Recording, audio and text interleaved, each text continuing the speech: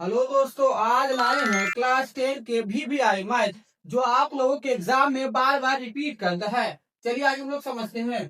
पहला कहता है कि सिद्ध करें कि √2 एक अपरिमेय संख्या है। इस चैप्टर से बहुत सारा क्वेश्चन पूछता है। चलिए हम लोग समझेंगे। कहता है कि √2 एक क्या है, अपरिमेय संख्या है। इसको किस तरह से सिद्ध करना है। सबसे पहले इसको हम क्या करेंगे, पहले मानेंगे। क्या करेंगे, मानेंगे। माना कि √2 एक अपरिमेय दिया हुआ रहेगा तो इसको क्या मानेंगे, उल्टा मानेंगे। ये क्या है, परिमेय संख्या। माना कि √2 एक परिमेय परिमेय संख्या है। माना कि √2 एक क्या है, परिमेय संख्या है। जहां जहां जहां P और Q एक पूर्णांक है। P और Q क्या है, पूर्णांक है।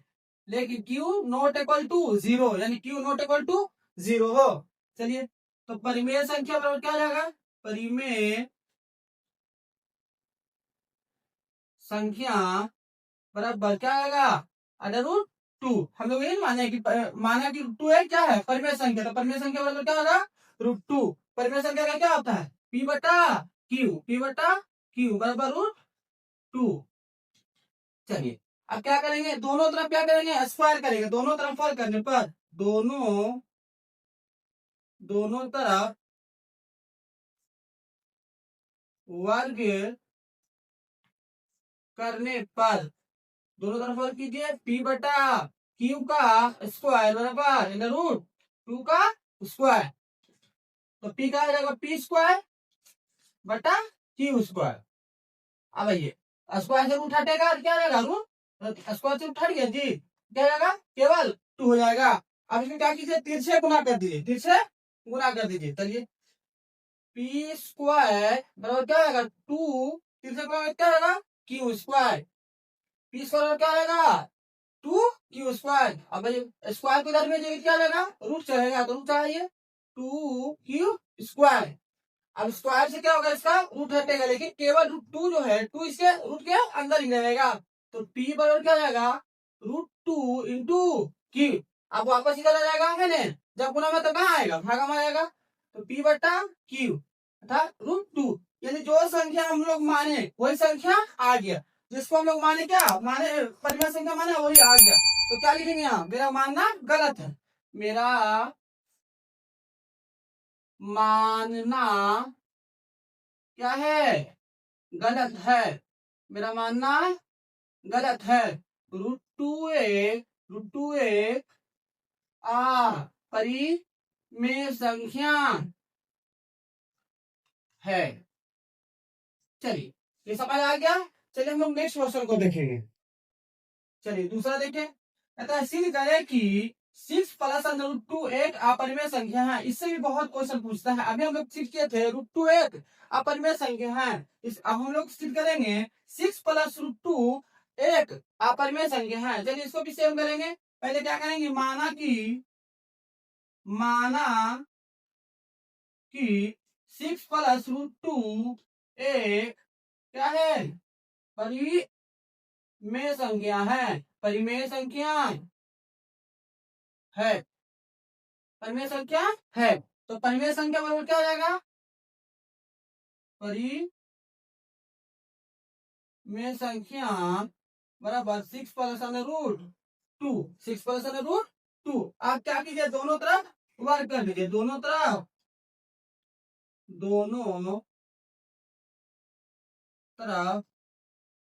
वर्ग करने तो करिए। परिमेय संख्या का स्क्वायर हो जाएगा, और 6 + √2 का स्क्वायर हो जाएगा। 6 + √2 का स्क्वायर आएगा। किसी भी संख्या का स्क्वायर करेंगे तो संख्या आएगा। जैसे 1 का स्क्वायर करेंगे तो 1 आएगा जी, 2 करके स्क्वायर करेंगे तो 2 ही आएगा। यानी किसी भी संख्या का स्क्वायर करेंगे तो संख्या ही आएगा। तो परिमेय संख्या क्या हो जाएगा, परिमेय संख्या है ना, संख्या का स्क्वायर करेंगे संख्या जाएगा। अब इसका क्या कीजिए, a + b क्या होगा, स्क्वायर तोड़ लीजिए। तो a² plus B square plus 2ab आगे परिमेय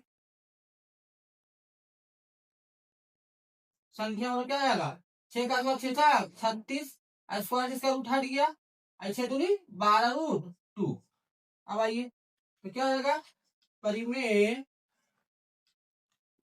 संख्या और क्या आएगा 36 से 2 कितना हो गया 38 प्लस 12√2 अब यहाँ क्या लिखेंगे यहाँ लिखेंगे चलिए यहाँ आपको लिखना है क्या लिखना है लिखा हुआ देखिए पहले लिख देते हैं परिमेय संख्या बराबर 38 प्लस 12√2।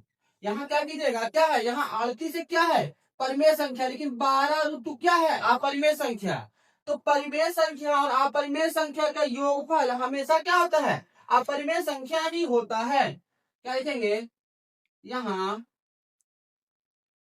38 एक परिमेय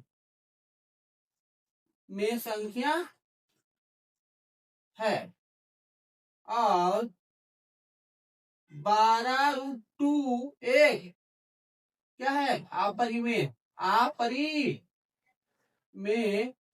संख्या है। अतः क्या करते हैं हम लोग जानते हैं कि परिमेय संख्या और अपरिमेय संख्या का योगफल हमेशा क्या होता है अपरिमेय संख्या ही होता है। अतः परिमेय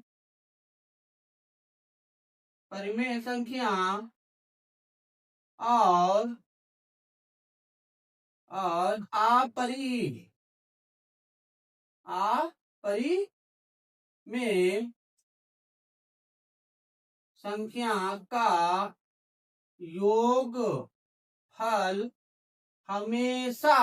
हमेशा क्या होता है अपरिमेय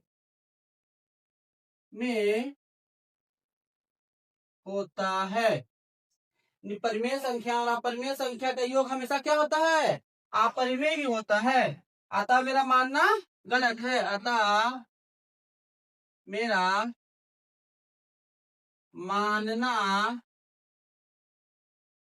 गलत है 6 प्लस √2 एक अपरिमेय संख्या है।